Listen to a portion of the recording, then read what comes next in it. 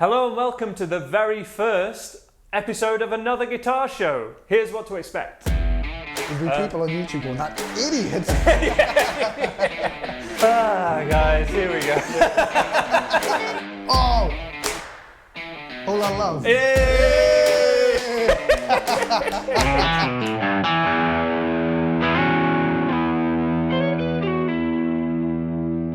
So welcome to this very first episode of what we're calling another guitar show, because essentially there are many other guitar shows on the internet, and in many ways this is just another one, but also we want the focus of this to be educational. We want to make you guys better guitar players, and we're not going to be talking about the gear at all, and certainly not as much, at least not as much as you may see on some other guitar shows. I think we'll be starting off with this going out on my YouTube channel, so I think most of you will know who I am. And for those of you that aren't aware, I'm Andy Guitar, and I've been teaching on YouTube for a long time, but I started off teaching privately one-to-one lessons. That's how I got into the world of guitar teaching, and I did YouTube after that. This is Thomas. Say hello, Thomas. Hello, Thomas. How you doing? And Tom, you work for Your Guitar Academy I do. as a one-to-one guitar teacher and also doing lessons on Skype. You want to give a little bit of background Sure there? thing. So I'm the Guildford tutor for Your Guitar Academy. I have been working with them since 2015, which seems like an absolute eon ago at this stage now. So it's been a good 3 years, been helping the company grow. It's been amazing. We've started up the more YouTube side of it, getting the full online course going, so it's great to have you here to kind of mix and match the ideals of the two kind of coming in. In terms of where I started, I've been playing for about 16 years, I think. So I started actually with bass.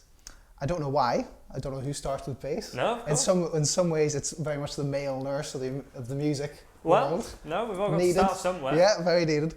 And then when I was about 14, I had a Walkman that I carried around everywhere. This is how desperate times were. A Walkman with a CD of the 100 greatest guitar solos ever. Yes. Fantastic stuff. And I listened to that back to back over and over. I was like, yep, I need to do this. You say when you were about 13 or something? Yeah, like 13. I think started bass 13, then came on the guitar 14. I think when I was about 14, it was the air guitar albums that were being promoted by Brian May that I just listened to back, and it was a great guitar education, to be honest. Yeah, you had amazing. Songs from the 60s, songs a bit more up to date.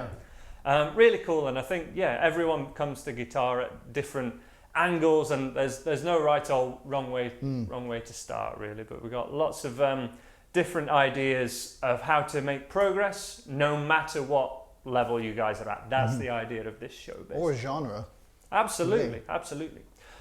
So with that in mind, I thought we'd start off with what's the number one thing that you guys can apply, anyone watching this video, that's going to improve your guitar playing, whether you're an absolute beginner and you're just picking up guitar for the first time, learning some easy chords and easy songs, or whether you've been playing for many years and you're just perhaps looking at some ideas of how to make progress, but at an advanced level. What are your initial thoughts on that, Thomas? So my favourite answer is unfortunately everyone else's least favourite answer, which is putting the dreaded metronome on. We all know it, we all hate it. Of course, no. But an understanding of rhythm, particularly the feeling of rhythm, for me is how you can get that next level of playing. I don't think you can really play something unless you can play it fully, feeling it to a metronome. As sometimes cold as the metronome can feel, it's very important because it's right. Yes. And you're most likely wrong in most cases, and that's what we need to achieve, as difficult as it can be. Of course. So there are many different levels of this. If you are a beginner and someone that's still perhaps struggling to play full songs all the way through, a metronome is going to help you play or work up to a song's BPM and to stay in time from that sort of basic level, just learning about rhythm and timing. But you brought this up when we were talking earlier. You were saying there's a student that you've been teaching some hammer-ons and flick-offs kind of stuff. And when you were working through that exercise, you were saying, we need to do this to a metronome. What made you bring that up with that particular student? So it came up because he just couldn't quite get it to kind of flow properly. So when I mean flow, I'm talking about one note ending as the next begins, that just kind of constant motion. So he was struggling with that, and he was struggling with getting it even. So it was very much an eighth, 2 notes per beat, and he just couldn't quite get it. So I said, let's put it to a metronome, let's put it really slow so that the techniques, the mechanics of it isn't in it. And what has happened in my experience of teaching, people of multiple levels with that kind of idea, it would be it can sound a little bit like this, rather than yes. But also, you were saying to add the feel of it, to add the feel of a more lyrical quality to, say, a lead line, for those of you that are higher level, a metronome can help because it's so cold, but it is correct. Yes. It's your job to add the phrasing and the feel on top of that. Go ahead. Anything? And it's totally possible to get that warmth from the metronome, that feeling, because rhythm isn't something that you hear particularly. It's much more inert than that. It's really absolutely. I don't think it's any coincidence that the BPM of most songs is about the range of the human heartbeat. Yeah, I think 60 BPM to 160, 180. Most listenable songs are in that range, and that's exactly the same range as the human heartbeat. Yeah. That's how in you rhythm is or can be. And but that needs to be trained. It exactly. needs to be cultivated. And it's not something that comes to a lot of people, particularly when we're talking about putting this to a metronome. It doesn't come quite naturally. It is something you have to work on. Absolutely. But it's something that, rhythm is one of the 3 main fundamentals of music, along with melody and harmony. So if rhythm's not there within my little triangle, suddenly the whole thing collapses. It's not there to keep it up. Absolutely. So what are some ways that you would encourage people to practice along to a metronome? Because I think most people think they're just playing whatever exercise they're doing, and then there's an annoying ticking in the background. Yes. But there are many creative ways to use it to keep it fresh for people. So I think the first one is to just get that fundamental 8th notes, quarter notes, 16ths going. So what I would do is I'd put a metronome on with that horrible sound banging in my ears, and I would just sit and go. Now, if that's a bit too boring, you can add some scales. Good old A minor pentatonic. And you'd be thinking, exactly. So that's 8th notes with the minor pentatonic. Right, so 2 notes per beat. what I was doing there was trying to get it flowing. 8th notes, as soon as one note is done, the next one starts. Yes, and trying to eradicate any gargle I sometimes kind of nickname any of this, or when your notes are out of sync, you get that sound, or you get a space, and you do not. Between those notes, there is no space, and it's that gap in the playing which is always the telltale sign that we're trying to eradicate with an exercise. So if it's a bit too difficult for you, this is the beauty of the metronome. All you have to do is turn it down until you can play it properly. You can't play it until you can play it properly. By which you mean lower BPM. Exactly, yes. So just decrease it incrementally. let's say I like groups of 10.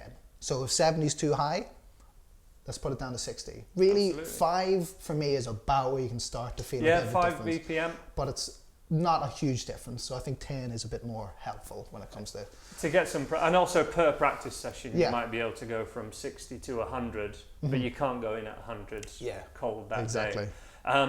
I like the concept of perhaps starting a little bit too slow with the metronome until you can get it 4 times as a cycle all the way through without a note mistake. Consistency, without a note mistake. There could be, occasionally there can be, you could have played it slightly better, but there wasn't a note mistake. Yeah. Sometimes get it up there, get it faster. You're not going to play. Most people have to be encouraged to play slower along to a metronome, but you're never going to be able to play faster by just practicing slower. Sometimes you've got to try and ramp it up a little bit. So the people who are maybe total beginners, what I would suggest is do it to a place where the mechanical aspect of playing, finger dexterity, isn't an issue, no matter what tempo that is. I think I saw somewhere that about 30 is about as low as people can play. But I mean, don't try 30. I think much lower than 50, it stops being a rhythm that most people can predict, which is the idea of it as well. I mean, 50 is slow. But there's also, for the more advanced players, one thing to try and do is to put it down to say 40. Yes. But then maybe try and play 16th notes Yeah, in there, feel it at a higher. and you're using the metronome as a checkpoint rather than to tell you the rhythm. This is it. It's so deep. Like we're just scratching the surface and touching like on eighth notes at a very slow tempo. Oh, I'm loving the metronome just from hearing you talking about it. In fact, the only but most people don't feel that way. Yes. For most people, it is just it reminds them of bad school lessons, of piano lessons, and all that kind of thing. So a great real world way into this, and the thing that really worked for me and encouraged me to practice to a metronome, is recording. And this could be as simple as using your mobile device and the voice memos function and having a metronome app on something else and listening to it back. But for me, it was when I started to get used to computer recording, and because I wasn't a band, but I was trying to create a band with the tracks I was making, you have to play to a metronome, and then you add drums, and then you add all your other instruments. And it suddenly really showed up if I was a little bit out of time, because the other instruments were not. And it's really hard to listen to if something's out of time. It's like a singer really bad. hitting the wrong notes. You just wince at it. Absolutely. And often from a songwriting point of view or recording point of view, I would copy sections to make to sketch out a song perhaps quicker. If it's out of time, you can't do it. Yep. It falls apart instantly, and I kind of go, oh wow! Even to do this, I have to be better. I have to improve. And you can hear that improvement straight away. So there's some ideas on the metronome. Yeah. My biggest point was going to be recording yourself along to the record and listening back. And I think those two points. That's really useful, because for some people, it's very hard listening to a metronome and yourself playing. I think most people don't grasp. It's like hearing yourself back on an answering machine. Hearing your own voice back, everyone goes, God, we don't sound like that, do we? I'm sure we'll both think of that when we watch this video back today, because it is the first one.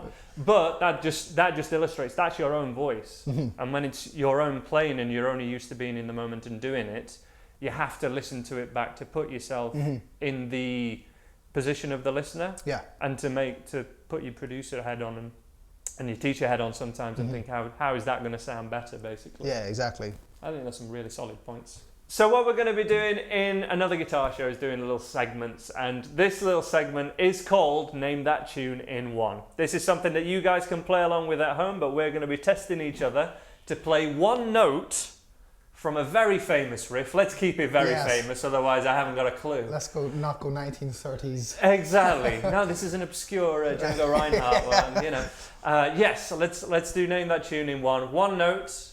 If we don't get it from that, which we probably won't, we'll go for 2 and 3, and it can be anything, but at what something. point do we say it's a fail? By the time the whole I think when you play the full riff and then you've still no idea, we'll probably choose another one. Fair play. All right, so what about this? Can I hear it again? You can hear it again, and what I think will give it away more than anything is the position, perhaps. I'm starting to get an idea. Can you name that tune in one?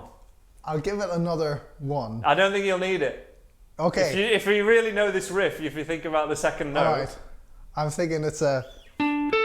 No, it isn't. It isn't. It's not. It isn't. Oh. Wow. Okay. If you notice which finger I'm using to play it, that might give you a clue as to where I'm going next. Do you need a second note? Give me the second note. Okay, this will really give it away. But where my fingers are, you're not far off with the riff you were thinking before. I'm going to be honest, that has totally thrown me. Oh wow, yes, I like it. So do you need a third note? I need probably about 5. Give me the third one. You probably will get it with 5, but I think this one will give it away. I think I'm getting it. Is it a Cream tune? It is a Cream tune. It's the Cream tune. Unfortunately, I don't know the name of the Cream tune. Oh really? But I know what the tune is. That's going to make this game difficult then. So it's Sunshine of Your Love. That's the name you're thinking of. I wondered if we were going to go with charades or something. That's it. And of course, adding in. Yeah. Great that kind of thing. That's it. Great riff. So that's the game. Now we know what we're doing. It's your turn now. I think the position on the neck does sometimes give it away a lot. So first of all, I'm not going to look, first of all, purposefully. Okay. And I'm going to try not to fall off this chair. But go for it. All right. Are you ready? Go for it. I'm ready. Name that tune in one. Ooh, what was that? An open D string. It was open, wasn't it? It was. Ooh. I'll be frank, I've not a clue. Okay. Nah, we'll need 2 notes. You want a second? Okay, I need a second note. Oh, okay. So I think I've got that one. I think.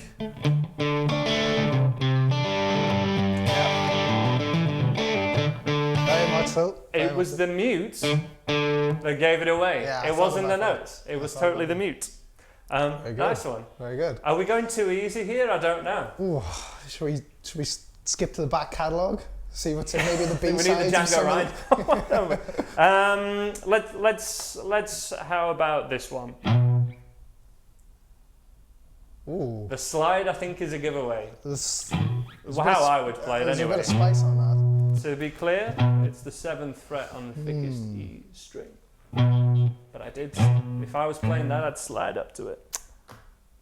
There's a bit of hair on that one. Give me the second one. A bit of hair on that one. I like that. I think I've not heard. Is that because of the slide? So you'd say, I like these guitar terms. So if you put vibrato on something, a lot of players say there's a bit of stink on that. There's a bit of stink. The second note could have a bit of stink on it. Yeah. That's a big giveaway. Ooh. That's 2 notes. I'm picking up the thread that you're much better at this than I because I don't know. I'm not much closer to it. You'll get your own back when we start working out some riffs by you, because I probably wouldn't be able to play your riffs if you just played me that, if you told me that. So we've gone. You'll get your own back. That's it. So what's your instinct? Think out loud. I've got nothing. I'm drawing a blank. So we're talking, think of best rock bands ever, blues influenced, and it's early 70s.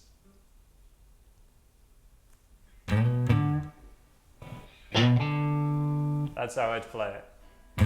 See, it's starting to it does matter how you play it. I'm not totally dead behind the eyes. There's something going. All right, give me the third note. That hasn't helped at all. That's not helped one bit. You might need the 4th one, but then I'm ready for you to get it quickly. Okay. I'm looking for this quick. See, it's coming to me. We might need someone else if you're not getting it from this. It's coming to me, but again. Play that when you go after that. Here we go. Come on. Yeah, but it's not played like that. Not played right at all. I'm really showing myself here. No, it's all right. That's it.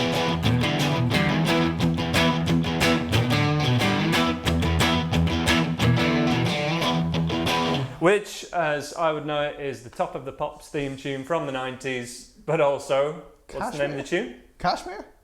Oh, God.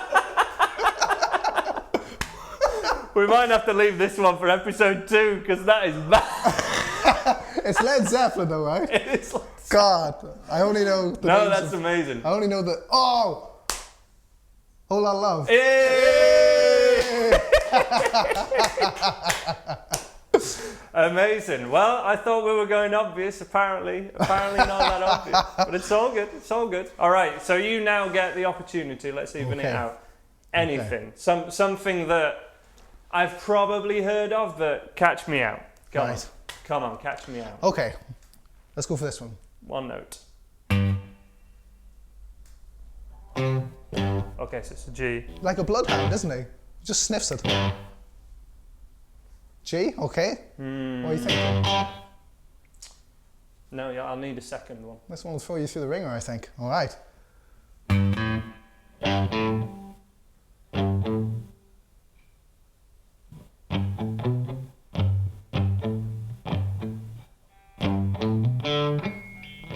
The intense look Andy's giving me right now. Is it? It's not. I wish you were here. I very like that. I very much like that, but it's not. What's? Oh yeah. What, Redemption song? Nope. Don't know. Third note. Okay. I still think it's Redemption song.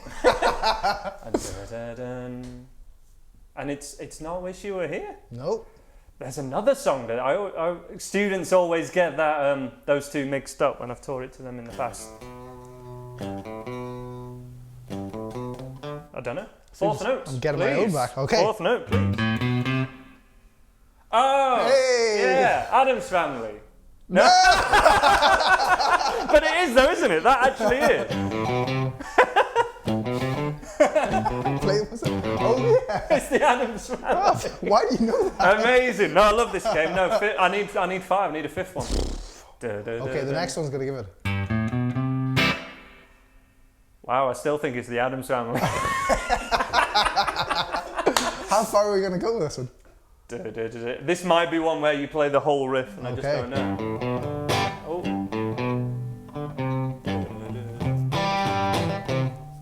You're getting towards it. I'll say you're getting a little bit hotter.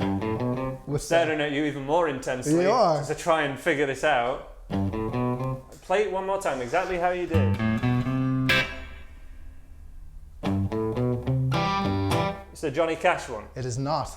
Don't know it. Keep going. Okay. Play the whole thing. I don't know. Da da da dun dun.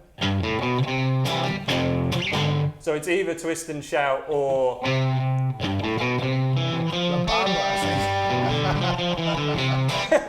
Which one are we going for? We're going Twist and Shout. So I'm going to excuse a slight excuse on my part. I'm sure Twist and Shout Beatles would be in the key of D. You're absolutely right.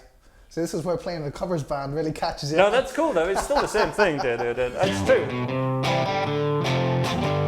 Yeah, absolutely right. No, that's cool. I do that all the time, you know. Play the songs that you think you know in the key that you played in the band? Yeah, every time. I've had to relearn most riffs that I teach on YouTube because I'm like, I play that wrong. There's been people on YouTube going, that idiot. Yeah, I think we've evened it out there a little bit. So now for something completely different. What we had the idea to do was try and work out some licks blindfolded. So I have a blindfold with me. I'm going to put it on. You're going to play a lick, something, a lead line, something short, something that I have to then work out and play on guitar blindfolded. So I'll try not to fall asleep when I've got this on. But this is. For those of you at home, if you want to break out your blindfold, please feel free. I've put this on and I can't find a pick. But anyway, we'll be all right. I'll go without a pick. Okay, this is entirely normal. I'm blindfolded on YouTube. This is fine. Just like every other day. Okay. Just like every other day. All right. Are you ready? I think so. Don't know. Okay.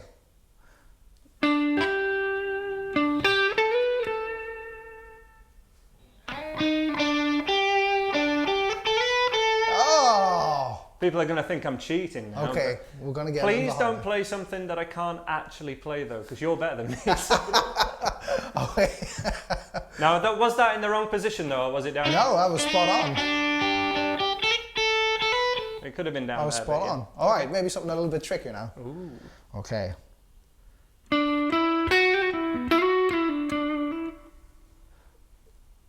Right. Ooh, I can't even sit. Go again. There's a lot of inflections there, or I would call them inflections. So the start, no. Yeah, very nice. Hang to it. Play it again.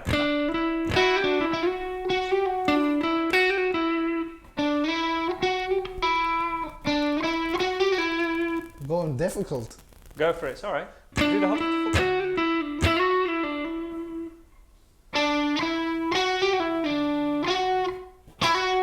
Trying to get you gone. You're very close.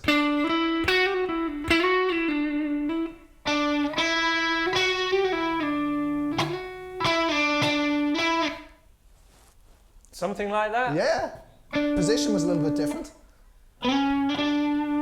Are you up here? So you started in the right place, but I stayed all in one position rather than you're sliding up on the 9th fret, right? Ah, of course. I didn't hear that. I didn't hear the B.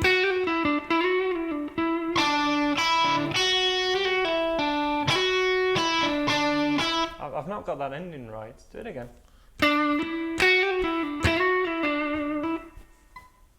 I can't. There are some phrases that just catch you, and I can't even sing it. The issue I'm having is I can't sing it in my mind. Play it again. Should I play it slower? No, exactly the same. Okay, one more.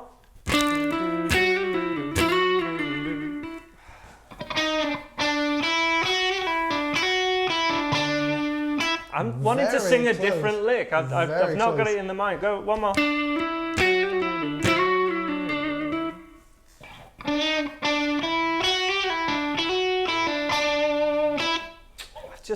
Just not, I can't sing it. You're very Do it again. close.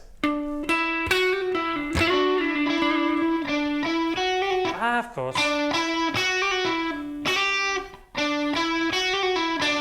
Did you go? Did you slide?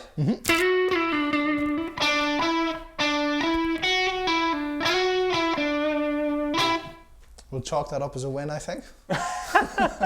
One more. Okay.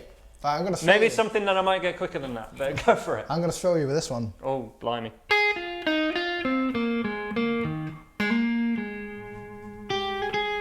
One more.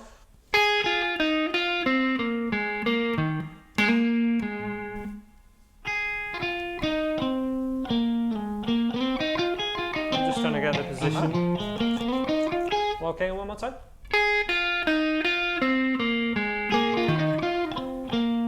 One more. Do, do, do, do, do, do, do. Something like that. Go again.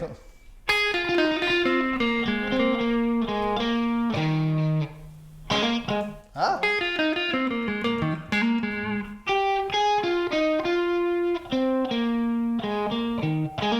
There we are.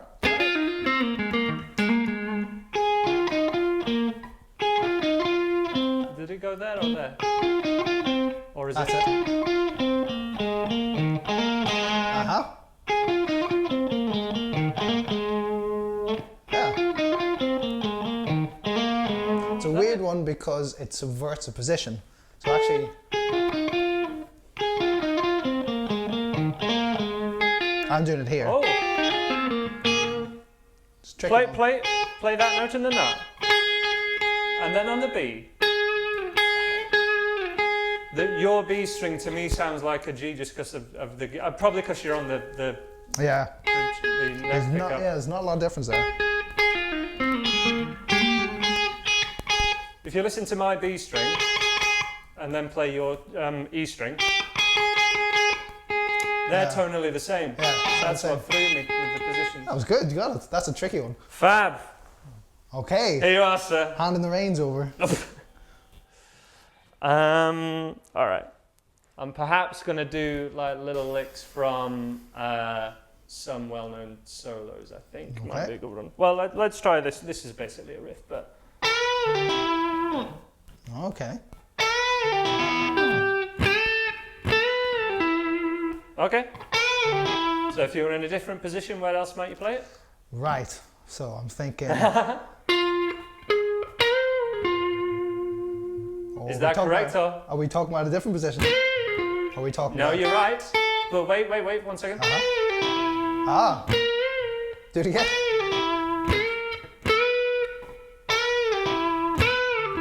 Yeah, what riff is it? Oh God, what is that? Oh, it's tickling me. It's on the tip. Play it. Oh God, what is that? Oh. I hope you know it. I do, but the Play it. name's escaping me. Jam it.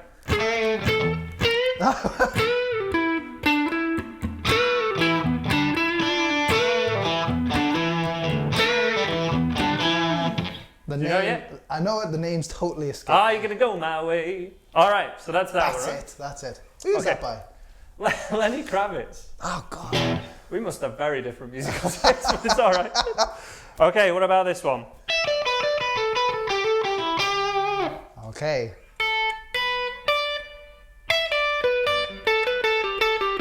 Try to play it again.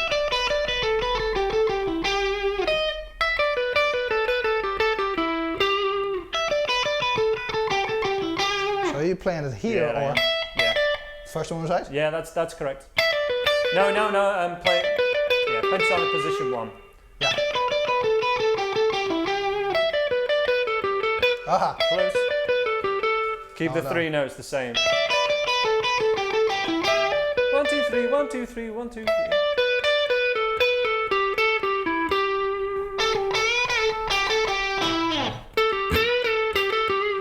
one together.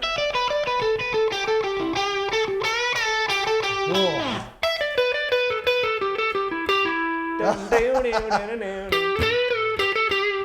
Something like that. Name the solo. Not a clue. Name the solo. Oasis. Oasis? Baby, Ah, you wanna know. great song. I think all their solos sound the same. It's true. No, it's true. That sounds great. One more. Okay. This is a move that I use all the time. Ah, I'm going to add to it though. very I'm going to nice. see how long I can get the start bit first. So see how long I'm I get. hearing that high interval, a big gap. Good spot. So I'm hearing that major sound first. I need you to get that, so Uh-huh. let me give you the ending. So I'm hearing a flat 7, I think. So, God, Good where am spot. I now? Go from God. the top again. Yeah. Yeah. No, it doesn't go there, does it? Yeah, no. I'm trying to help him. I don't know why. No, there's no way you can possibly play guitar like me. Oh, God. So you were that? Yeah, you were right. And I hear it. That's it. There it is. The minor 4, he loves it. Yes. That's the one. Do the whole thing.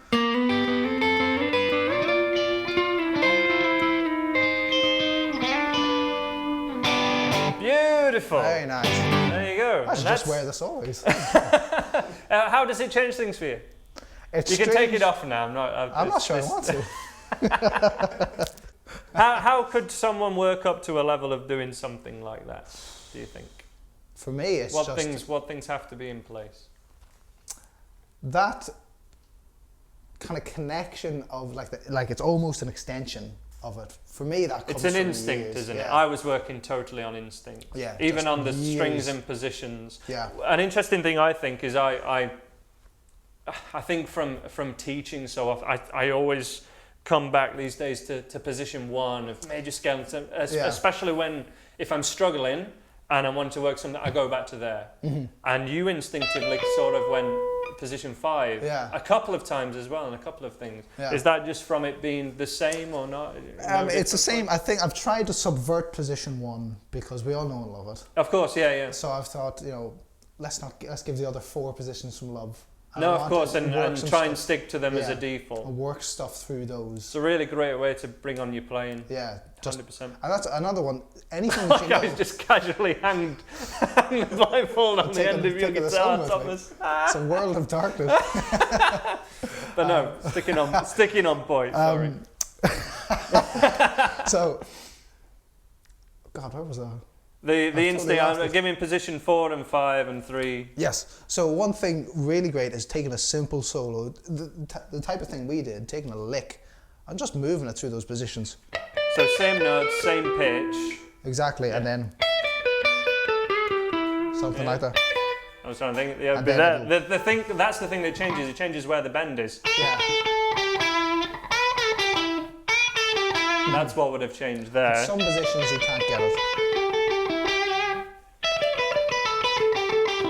But then if we look at taking the same thing down an octave, and that kind of sometimes it's a little bit tricky with bends. Sometimes the thing that changes is where you can add, or what finger you'd be Yes. adding vibrato or bends Yeah, on. And exactly. But that massively changes how you play. And it's so useful, and it's great for breaking people out. So a lot of people come to me, and I'm sure it's the same for you, that they're just stuck here. Of course, position 1. And they're great at it, but they go, what do I do now? That's how you do it. So maybe you know how to play them, but you don't know how to use them. This is how. Take the licks that you already know, shift them into the different positions. They'll get changed slightly, subverted slightly, but the gist of it's there. And then you can start actually moving through. all those pentatonic positions. It's absolutely true, but where that can fall apart is when people don't have enough time or you're not practicing on consecutive days. Because that's where the leap that you need and that instinct isn't there. Yes. And all your training is purely mechanical when you're not practicing you don't get to have that instinct of I'm going to find this lick everywhere. So a big term concept is when you have more time, whatever you know how to play on guitar, learn to play it somewhere else, wherever you happen to be. Changing keys, changing octaves, keeping the notes exactly the same but moving it up a position, move it up 5 frets, that idea. That is how you bring your playing on, just with a concept. Yeah. You know, without having to really memorize a whole structure of anything. Whatever you happen to learn it wherever you happen to be. And you're reusing old stuff. It's not like you're there's a real repetition of patterns everywhere. Yeah, really, you'll start to see them come out. There's only about 2 or 3 really little finger positions that change. True. It's true. Fantastic. So I think we'll leave it there for the first show. Yeah. How have you found that, Thomas? It was great. Really enjoyed it. I think it's really cool. No, thank you so much for watching. Let us know any ideas you have that you would like to see from another guitar show. Let us know your questions for future ideas, future bits that we can do that you'd like to see us do. And we hope to see you next time. I think the intention at this time is for this to go out every Sunday from now. And that's the intention. That we'll see how we get on, but that's what we fully intend to do from here. And I hope you will join us then. Take care of yourselves. We'll see you next time.